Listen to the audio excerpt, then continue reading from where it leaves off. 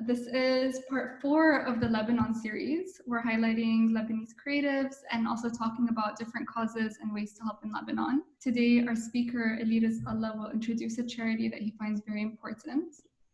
Eli will be introduced by Dunya al-Baghdadi. Please tell us about Babu Shabak. Hi. Babu Shabak is an organization that started right after the Beirut blast on August 4th.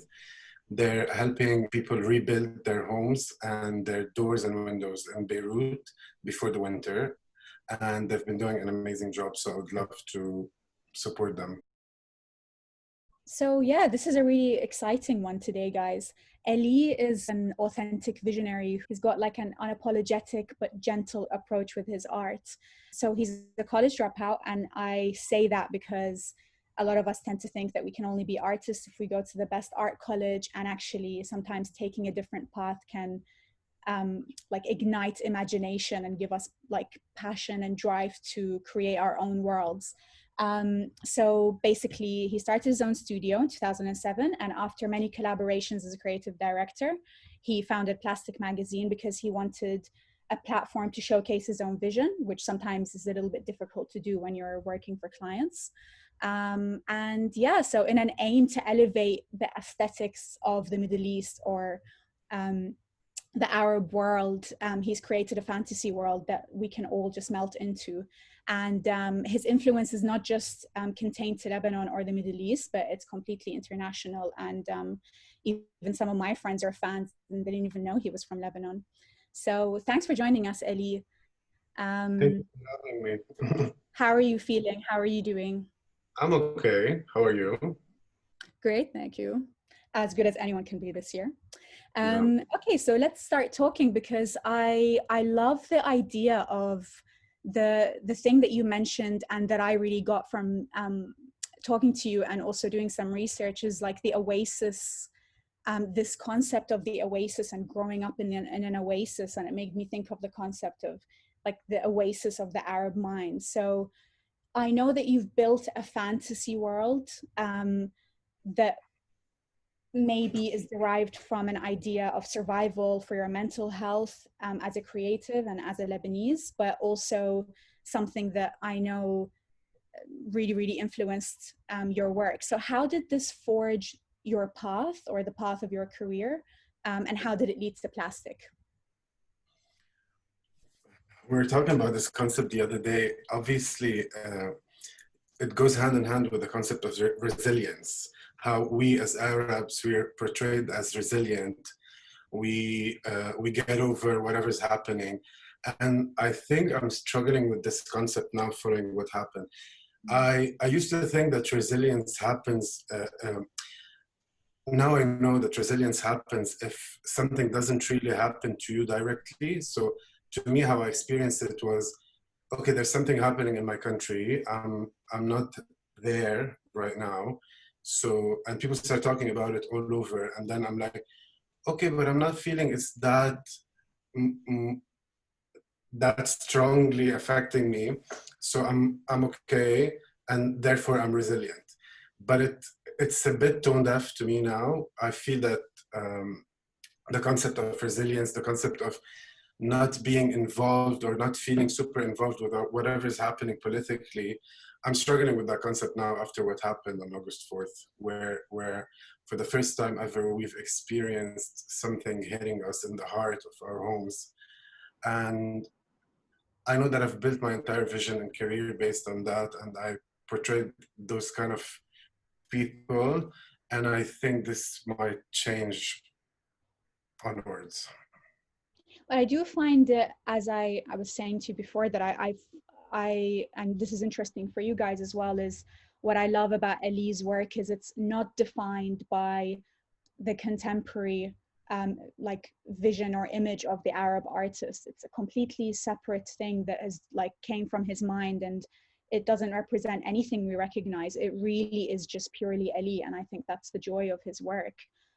So I guess, what fuels you and inspires you, and how did you develop your style, your very distinct style? I mean, it's very instinctive. What fuels me and inspires me is just like adding beauty to my daily life. Mm. And this is where all my career started. This is how everything started, and that's the essence of everything that I do. I like to try and elevate certain situations and moments, and that's how I work. And that's my biggest inspiration, I feel. If I can contribute by adding any sort of beauty to any sort of situation, I feel happy, and that's it. I think elevate being the key word, which I love, which is like you're elevating. I know you've done commercial work internationally. Yeah, but you've also done commercial work in the Middle East, and you're bringing this, I don't want to say fresh new take for artists in the Middle East, because we actually do have a lot of hidden talent, but you're almost, you're bringing it out in people. So you're showing people like, you don't need to follow the status quo and this very strange aesthetic that seems to be related to the Middle East.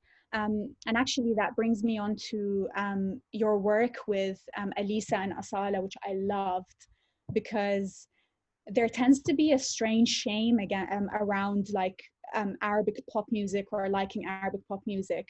And I really think it's on how they're derived. And you derived these women, you represented these women like as the powerful and respectable artists that they are.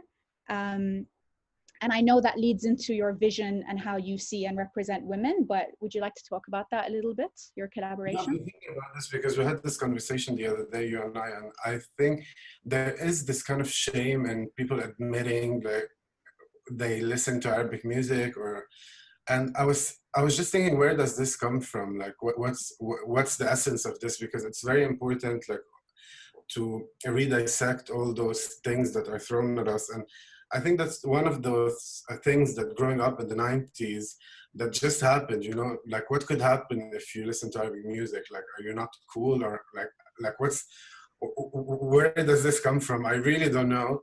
I just think that art is really universal. And on the contrary, I feel that if you do not have the ability to treat every form of art equally, just because of where it comes from, or if you think that something coming from, I don't know, like the US is cooler than the same thing coming from the Arab world, that's a problem. That's very uncool, actually.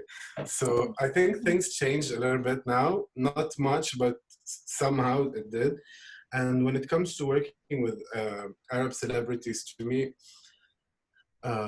what's very important is just to show them the way I see them and the way I'd like to present them. And as I said, I like to elevate a certain vision of people, and that's not really hard for me.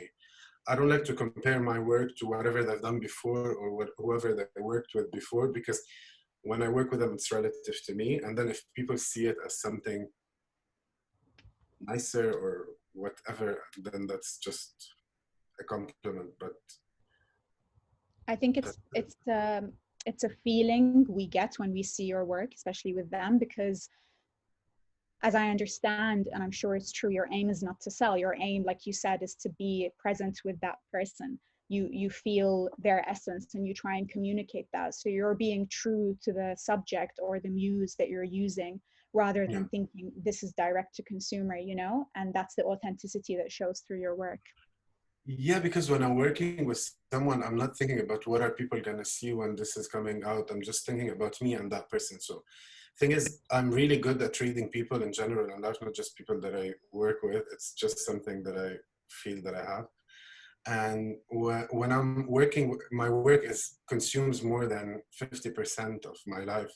So when I'm working with someone, they really have me for a long time. So I feel that I get to know them more because I'm really there for them and I'm really present, and I'm observing them, and I'm, you know, just trying to see all aspects of their personality.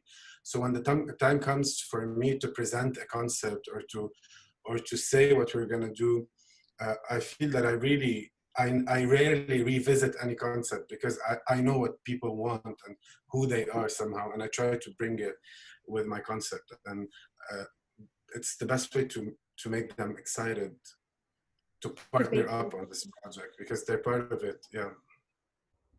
Yeah, because you make I guess if the subject feels seen, that they're it is just it feels like a collaboration between you two rather than this big studio or whoever is actually paying for it. And Yeah. actually, that I felt with your work that as a woman I felt seen. And I know that in your documentary you mentioned these women look super happy, but actually there's a darkness behind their eyes. So does your empathy for women and the way you depict them, was that influenced by your relationship with your mother? Do you have a strong community of females around you, or is it something else? It's everything. There's no one way of seeing it, or it's all everything that you mentioned and maybe more. So there's empathy to certain. I don't think there's empathy. I don't know if I'd use the word empathy. I'd like to use the word celebrate in a way. I like to celebrate women because that's what I feel. And I don't even do it like on purpose. I don't even plan it. It's just something that I like to do. Do you know what I mean? It's not like something I decide to do and a strategy where I like to celebrate, or I just do it. And I just understand that women are not one thing. There's so many things at once, and I try to portray that depending on the storyline, depending on the person I'm shooting, and depending on what I'm trying to say. So when you have an understanding of that, I think you're safe to go, and that's why I feel seen, because I don't represent women in one way, and I still have a lot of time to represent different kinds of women that really inspire me, and I'm hugely inspired by women. I keep meeting new women every day, and I keep wanting to celebrate them. And the only way I can do that is through my photography or my art. Yeah, and I love that, and I really got a sense of that from your work. It was almost like a fun little secret conversation I was having with your work, and I'm sure every woman that sees that has her own conversation with your work. And I know we discussed the other day as well that, and you mentioned it now, which is like you don't aim to, or you don't set out to represent, you know, like you're not trying to tick boxes, as well as you said. Yeah. And also that brings a level of authenticity to your work as well, especially to the list of artists on the magazine. I know you interview artists. I read a few of the interviews. Great interviews, guys, and a great collection of artists if you're interested. So you spoke to me a little bit about how you choose those artists and what kind of work inspires you. To me, how I choose my artists goes the same. It has the same strategy, which is not really a strategy, but it's just something that inspires me at the moment. It's something that I'm feeling at the moment. I don't think of Plastik as something that I have to do. It's just like a music album that I put out in the world. It's kind of the same approach that I take, which is a collection of art that is inspiring me at this moment, plus my own work and my own art and my own messages. And whenever I'm ready, I put it out. When we first started Plastik, I followed the grid of just releasing a magazine every 2 months. And then after the first issue, the 0 issue, took a year. And then the second one was supposed to come out in 2 months. And then the one after it, in another 2 months. And this is when I started losing it a little bit. And for 6 years, I did that, and not noticing that all you need to do is just break that cycle that you thought you had to follow. And I didn't dare doing it. But then with time, I was like, okay, I don't need for this product to be commercial or to sell ads or whatever. So I removed all sort of commitment from it, and I just released it whenever I wanted. And this way, I relate way more to the issues that Plastik released in the past 5 years than what we used to do in the first few years, where I was creating content just because I had to meet a deadline. It was still good content, but it didn't give me time to revisit and to edit and to change my mind, maybe, which I do a lot now. So do you feel like the freedom when you kind of left the concept or the problem of monetization, is that when the magazine really became popular, or was it before? Did you see a change when your work became more relaxed? I saw that change relative to me. I was lucky enough that we were able to try to fund ourselves from different sources, Plastik Studios, etc. But at the beginning, the magazine was the main source of income for us. And that's why I had to do it in a way. It's a very thin line, and the stronger you play that sort of game, the faster things happen for you. So it's a thin line. You can decide to go not commercial from the get-go if you can, but our sort of communication and our sort of art needs a bit of money. So I had to do both at first, and this formula keeps changing. But if you find a formula where you can do both and it works for you and you stay authentic, that's like, for me, the goal. Well, I mean, hopefully in the future, I guess brands now are realizing that authenticity, even if your aim is not to monetize, actually ends up making you money. So hopefully in the future, brands are more, I mean, the commercial world generally will allow artists the freedom to work on their own schedules and explore, because then that's the way you get authenticity, you know, and then that's the way you get the best artists.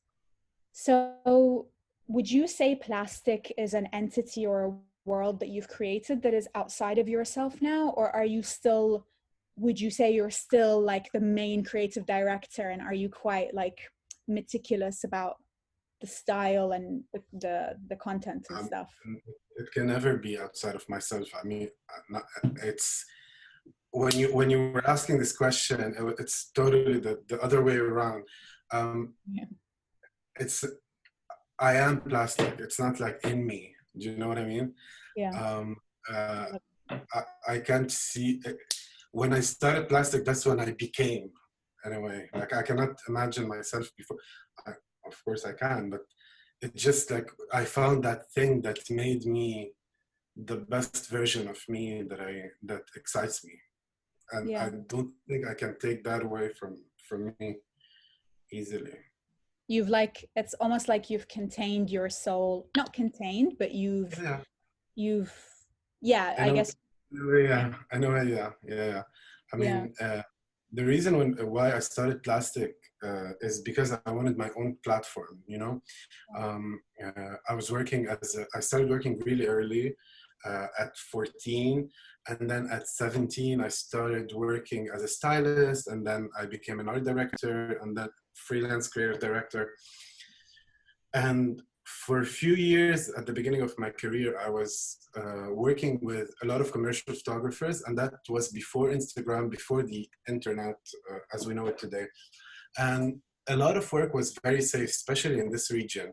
I used to see a lot of magazines, French Vogue, V Magazine, whatever, and I used to like a lot of imagery.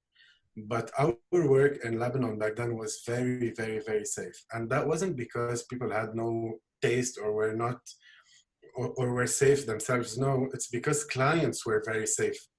It was very simple. They thought they were talking to a certain audience, and that certain audience thinks that if you do something crazy, then they're gonna run away or whatever. And it was frustrating because my small talks with the photographers, with the hair and makeup teams, with the other stylists, they all knew what was nice and exciting. It wasn't like I was showing them this magazine and they were like, oh my God, what is this? They knew it. They knew this is amazing. And in my head, I was like, then why are we doing this kind of work? Like, when do we start creating this kind of art?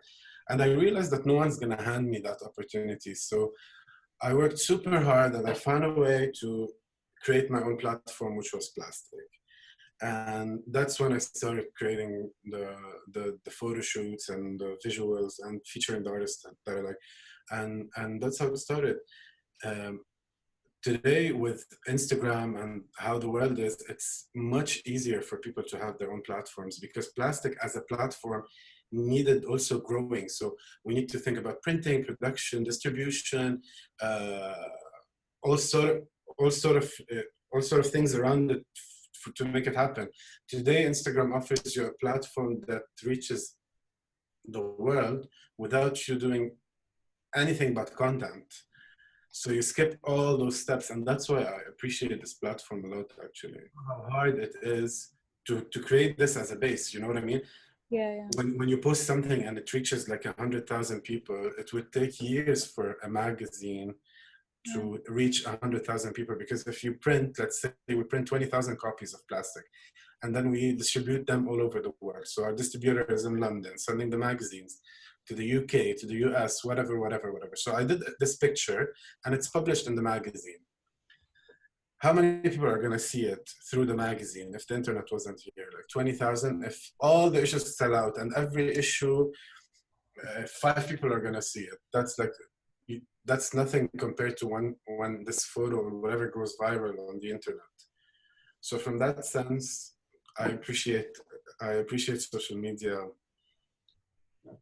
because it offers really fast. Sure, yeah. It's opened up the world to artists, and also going back to the concept of elevating the aesthetics in the Middle East through your work. It's gonna allow other people, if more people have access to your work, more people will raise their standards for their creativity. But I think the beauty of you starting before the age of social media is as well is that your aesthetics and your vision is very pure. So it's influenced by many things, but it's not influenced by any kind of ongoing trend on social media, which it can affect any creative person. But because you started before that age, your vision is very, very pure. So there's a lot of copycats now, but your one has something different because it came from a more authentic place. It did, but still, this is something that affects me. I'm not going to pretend that it doesn't. Of course, yeah. Algorithm and what works and what doesn't work. It used to affect me more, especially at the beginning of Instagram when things would start going viral, while other things not really. And then I realized that you need to choose whether you're going to create art or interaction. You know what I mean? Whether you're there to express yourself or whether you're looking for interaction. And you can do both. You can choose to do both, but sometimes you'd be like, you know what, I'm still going to do this. I know this doesn't generate interaction, but I really like it. So why not? And what do you think generates interaction? What generates interaction is, it's very easy actually. What generates interaction is I don't want to say like the shock factor, but kind of that, you know what I mean? Just putting things outside of their element, that's something that really generates interaction. So humor, all this generates interaction. So if you're in the mood for that, great. But you can do, I also like silent kind of art, silent imagery, something that is not super loud all the time. It doesn't generate the same kind of interaction, as like Marie Antoinette eating a burger, for example. This is like very Instagrammable. But that doesn't mean that all my work has to be that forever, because I got this sort of gratification from social media at some point. It's fine. I'm okay with the idea that I create this and some people are going to like it while others are going to like something else. So you evolve and I guess you take people along on the journey with you rather than this is what you But I never reject any platform or any change. I don't like those people that are like, yeah, but Instagram ruined the art world or whatever. I mean, I don't even waste my time with those conversations, because if you think Instagram ruined art, then just don't use it. It's not like we have to do it. Everything is a choice. So it's just, if you're really not into that, just like, don't use it as a platform or as a medium. It's as simple as that. And it's not the thing you have to do to showcase your art. Yeah, of course. I mean, and that's where it goes down to, if you are a quote unquote true artist, which there is no such definition, you will find a way to showcase your art that's best for your art. Like nobody's holding you back. Nobody has set a standard that we all have to adhere to. And like you're saying, I mean, especially with interaction, the best way to get that is through social media. When else could we talk to, could you have spoken to your readers that directly, even with the questions you were showing us? And it kind of changed the way people consume fashion and art in a positive way. I feel that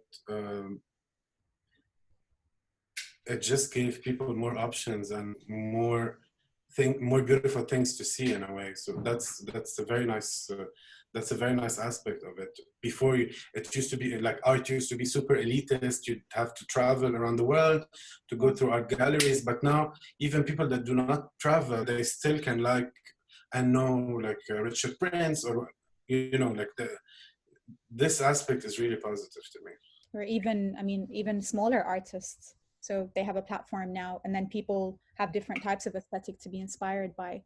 And I know so you were talking just now about, I don't know what you said that made me think of when you told me like, first and foremost, I'm a storyteller. Oh, when you were saying like, kind of, am I just putting out art, or am I trying to create interaction? But you're always telling a story through your art. And is there a general narrative in your head, or are you just, you're going with the flow, but there's always a meaning behind your art? Not necessarily. Sometimes it's just humor, and then sometimes there is a meaning. It's just what I really go with the flow. I'm open to whatever the universe throws at me, and then because to go into a project like my work, it's a phases actually. So when I put a project out there, it doesn't happen on a weekly basis. This takes weeks. So some things go hand in hand. I work on many things at the same time, but every project that I put out there takes weeks of brainstorming, preparing, then actually executing, and then post-production, whatever.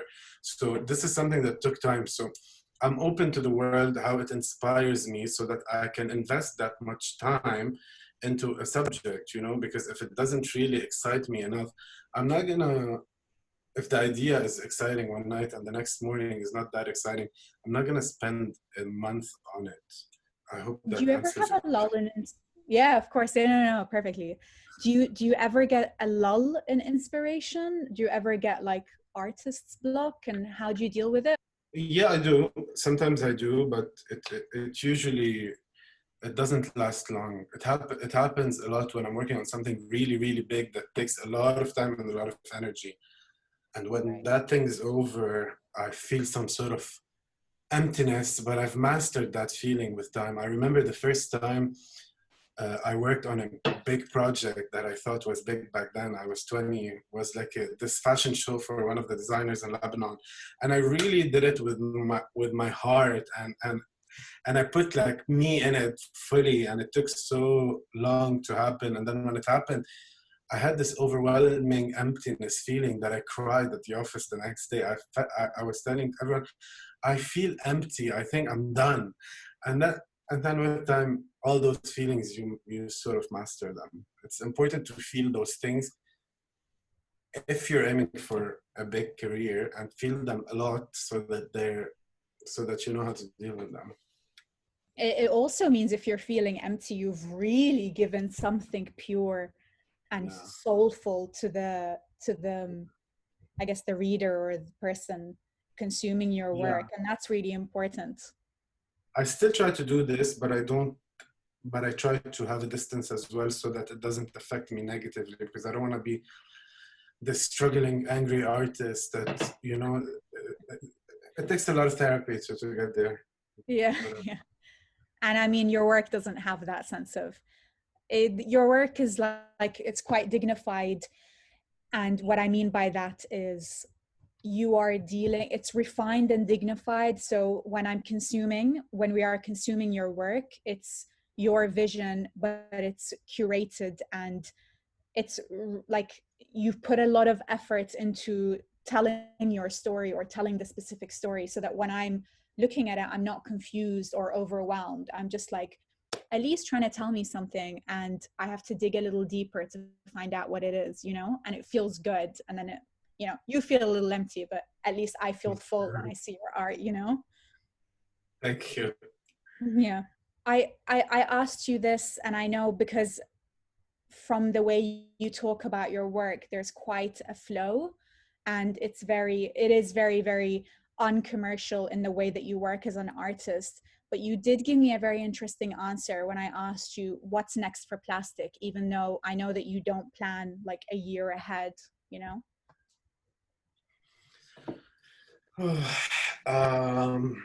It's a very hard question to answer.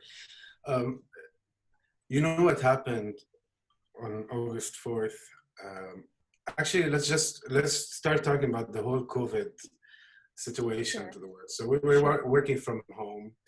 I feel this is a huge experience for us because I do have a big team that I see every day and we brainstorm every day. And I have a production team and I have a design team. And I try to have like weekly meetings, quick meetings with everyone so that everyone knows what we're up to. And then we assign everyone their what they need to do. And I feel during COVID, this whole narrative changed a lot. To me, it was very positive because we were doing a lot from home. For the first time, I did not feel that I need to be with them or have the team with me at work every day. And this started changing the way I see the whole work experience. Because there was always a part of me that was dealing with this whole thing. You're the boss, they're your team, you need to be their boss in a way because sometimes people need a certain guidance, so they need to rely on someone. But at the same time, they're my family, so you know what I mean? And they're my friends, and I want to have fun. I don't want to be a boss or a manager my entire life. That's not a role that I have, that I enjoy. It just happened. I think this is changing, and I think even after COVID and when we're going to come out of this, this is going to change a lot. And then the office thing happened, and a lot of people are traveling. The office is completely destroyed due to the blast. We're like 3 minutes away from the port. Thankfully, we were not at the office that day. And now we're sort of rebuilding. The way I want to rebuild the space to begin with is I want it to be more of an inspirational place rather than an office or a studio. I want a place where we can hang out and just discuss ideas and maybe create something, maybe go back home and create something. This is where I am right now. I didn't figure it out 100%, but I don't want people to come every day from 9 to 5 and work and then leave. I want it to become more free and fulfilling, because that's very important. Although a lot of people before told me, no, people need discipline or whatever. But I'm confident enough with my own choices right now that I can take on that, and I trust my team enough to build something based on this vision. That's one. Second, a lot of people are leaving Lebanon, and I feel that we can work from anywhere in the world. So it's hard for me to say what's next for Plastik. We are going to be based in Lebanon. This was the year we're supposed to take this project and have an office in the United States and a studio. And I think we still want to aim for that by the end of this year. And what happens, I feel that the world is changing. I don't want to keep doing the exact same thing forever. So it all depends on how the world changes. And then I would tell you what would happen. Well, I love the idea you said about maybe changing the office into more of an inspiration or a creative place, because I feel like revisiting the work codes. Yeah. When it's a creative space, and when you're hiring creative people, I feel like people will do their best work or come up with their best work when they go watch a film or when they go to sleep or when they read a book. So containing them in an office is almost counterproductive when you imagine the concept that you've just described. The office stops making sense, because if you bring everyone in, inspire them, and then, like you said, go create art in your safe space or go work in your safe space. Really good concept. Yeah, it takes both, because you need people that execute, hence the production team, and you need people that create. But both teams need to have both. So the design team needs to have a bit of production in them, and the production needs to have a bit of design and art in them so that they can communicate. And that's what I try to do all the time. So it depends on what you're doing, whether you need that discipline or not. So I mean, really exciting, because we hadn't spoken about that. So that's even like, I'm gonna think of that now when I consume your work, like, these guys are working in a different kind of alternative environment. Hopefully. No, I'm sure, and I'm excited. We actually have some interesting questions. I'm just looking through them now. Let's start with this one, which is, how do you feel your styles evolved over the years? It became more polished. I would put more thoughts and more time on it. And I do feel, but it's ever changing. So I do feel that my style still evolves. Like just yesterday, I was watching something and something like very, very nice that a couple of friends of mine did. And it made me re-question the variety of type of women that I represent. And because I don't have time to represent every kind of person, but I'm very much open to that. So maybe not after the Beirut revolution and after everything that's been happening around me, I do feel that I told whatever I had to tell about the woman that inspires me and that I usually showcase in my work, and that would still inspire me a lot because that's my mom's friends, but it's time also to show other women that are my friends and people that are in my circle now, because they deserve their stories to be told, and that's much different. There's no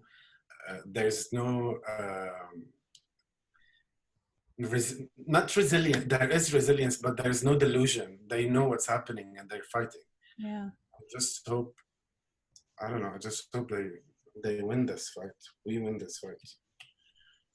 Well, I mean, I guess, and I know you said you don't like the concept of resilience, but there is a beauty in like the human condition is winning and losing, so, and I also hope they win the fight, but in the process of losing and trying, there's a lot of beauty.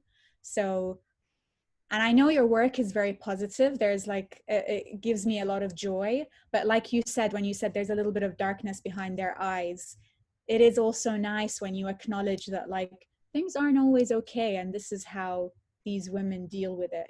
It's like almost like a stoic approach. So it's not like, and I know you said to me, I don't want conflict to represent my work. So it's not like creating really dark art. It's more like life is, it's bright in the morning and then it's dark at night. And this is all the types of emotions we go through.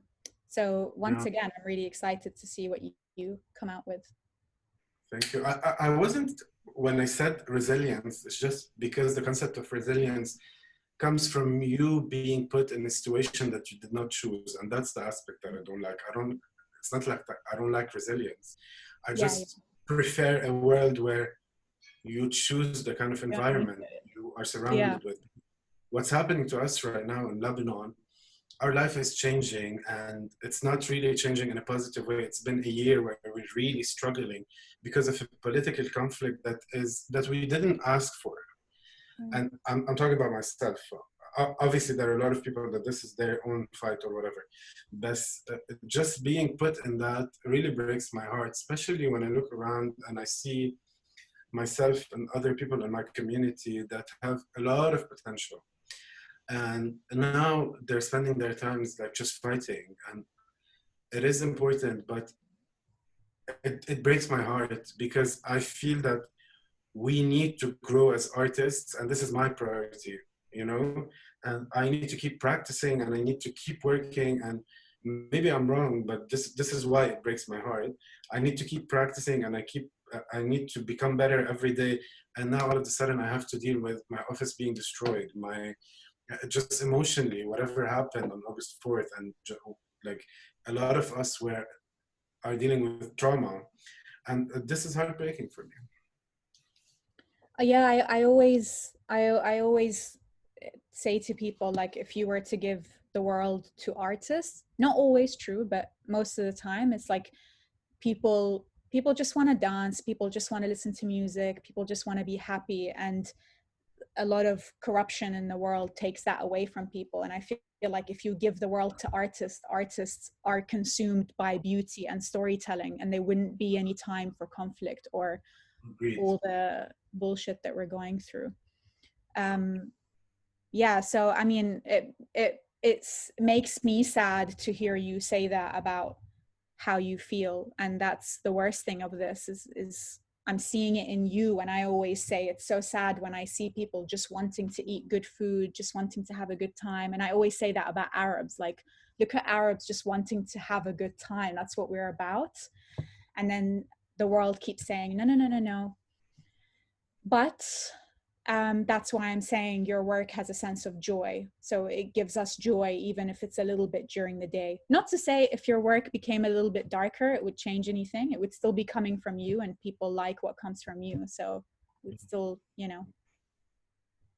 Of course. And I don't want to, as I said, to sound like tone deaf, like, okay, you, I know how lucky I am and how privileged I am that I'm practicing what I like, etc. Although privilege is very far from our situation today, but I'm still luckier and more privileged than a lot of people in my surrounding. But I also have a problem with this notion. You know what I mean? I Yes, just would love sure. an equal chance for everyone, For sure. so that we can thrive, as you know, and just like work on our real passions. Me and everyone that would like to do that. It Yeah. just breaks my heart, you know. But it's just that when you are hit with trauma, and when you're Mm. hit with an experience like the one we experienced last month, or I don't know, like on August 4, I need to heal myself first so that I Yeah. can be able to put something out there and help or work. Others healed. Yeah. Yeah. Well, I mean, yeah, I guess we just have to, I think consuming art is very, very, very healing. And any type Yeah. of art, as long as it's authentic and it comes from, you Yeah. know, artists that really love what they do, it's healing for all of us. So I know you're saying you're coming from a place of privilege and you get to do what you love, but actually it's very, very necessary. Even in COVID, if it wasn't for artists and creatives, I don't think most of us wouldn't have survived it mentally. So yeah, it's all relative. What has it been like to collaborate with drag queens, given how their art relies on fantasy too? I mean, it was much made in heaven. It's the easiest thing I've done. Mhm. It's like we were born to collaborate. It's my ultimate. You don't need to say more than what you're thinking. You don't need to explain your thought in a different way for someone to get it. It's just you say whatever you have in mind and they get it, and that's how it happens. It's very easy. So Ahmed asks, a lot of your work portrays role reversal between men and women and female empowerment. This is brilliant, yes. Do you find it difficult for you as a male to represent femininity and female empowerment in ways that are accurate to female experience? No, I don't. I don't find it difficult because I don't. As I said, it's my perception. I don't have. I'm not pretending that what I'm putting out there is the female experience or the only female experience. It's just my vision and my experience and my perception and observation, and it stops there. Do you know what I mean? There is no there isn't this extra responsibility that the female experience relies on this photo that I as a male I'm putting out there. It's definitely not that, and I never pretended to approach my work in this way. It's just my observation. It's as light as that. The pieces you did that were reversing the 1950s quite sexist advertising. And I actually came across them before I'd even heard of Plastik. So when I saw them and it was by you, I was really excited. Even though you're saying, you know, it's not, and I understand like you're not taking the responsibility and this is not a strategy and whatever, but it's quite a bold statement that shouldn't have been bold, but needs to be said. And whether it's from a man or a woman, it's like a very, very effective campaign. That project I created it from a personal experience because I was during Thanksgiving I was with my family in Jersey, and I heard my uncle talking to someone saying how they wished that times where like the 70s or the 60s where a woman's place was in the kitchen. And it was one of those moments where first of all, my uncle is not a bad person, and he's like he's very progressive in a lot of places. So when he said that, it wasn't someone that you're already ready to attack. It was someone that is nice and that you love. So when he said that, I didn't really know what to say, because my first instinct was to attack, but I didn't, because I know that he's not a bad person. So I didn't attack. And then I went back home and I kept saying to myself, I should have said this, I should have said that, I should have told him this, I should have told him that. And I didn't. So immediately I thought that his perception of what womanhood and the masculinity is we don't share the same perception. Yeah. So I was like, so what does he think masculinity is and whatever? So this is where the idea came from, to just show those ads, how they affected society, because in a way, when you grow up seeing something, you normalize it. And they come from that time, which is not their fault. So I just flipped the gender, like just a small role reversal. And I think I was able to show them what's wrong with that. Yeah. Yeah, no, and I also, I appreciate you saying, and I understand when you're saying, when you grow up seeing something, you normalize it. And I feel like when I was looking at those pieces, I was thinking, it's a shame that this isn't me laughing at something in the 50s as an Arab woman. It's like, oh, this is something that I understand now, you know? So seeing it from an Arabic artist is very different to seeing it from a Western artist. And of course, different communities go through different things. But for me, it was good coming from a male Arab artist, because it means that this conversation is happening. And it means that other men are sitting with their uncles and thinking, like, why is this being said? Or why is that okay? Or why, you know? Do you have a favorite shoot or cover? People could go check it out afterwards. It's hard to say, honestly. If you go on my web, if I go on my website every day, I don't go on my website every day, but every time I go on my website, I would remember something. I'd be like, oh, that was nice. This is what the project that I'm working on right now is my favorite. When I'm shooting something, every time I finish a shoot, my best friend, one of my best friends, doesn't live in Lebanon, so I just send them. I think I did the best shoot of my life today, and then I changed my mind later. Yeah. I don't have one favorite photo or one favorite project that I worked on. I like everything that I do, and sometimes I don't. So. Do you abandon the projects that you feel like aren't working, or do you power through? No, I don't power through. If it doesn't work, okay. I abandon it, but it rarely happens. It happened maybe 3 times where I did something and I never published it because maybe time wasn't enough for us. Maybe we jumped into production real fast. Sometimes it happens because it doesn't only rely on me. There's a huge team that works on every aspect of what I do. And sometimes I miss certain details. Sometimes it's just that it was the wrong idea. That's fine. Do you ever have doubts about projects that you love, but you're worried other people won't? Or are you just like, they will take it as it is? No, I think of my ideas a lot before starting, especially when it's a personal project. I cover almost everything before I start working on something. Like I make sure that I am convinced 100% with every aspect, and that everything that might not be perceived as positive is something that is necessary, and it's a necessary conversation, and that I have the answer for that as well.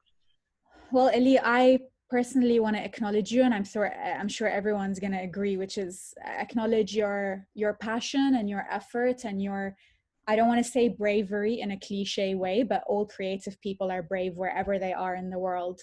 So please keep elevating our aesthetics, because we really need it, and you're inspiring a lot of people. You're bringing a lot of joy, and hopefully you do it forever. But even if you stop, you have a huge archive of beauty that you've shared with the world. And it's been nice hearing about it from you. Thank you, Dunya. That's really nice, and I've enjoyed our conversations a lot. Yeah, me too.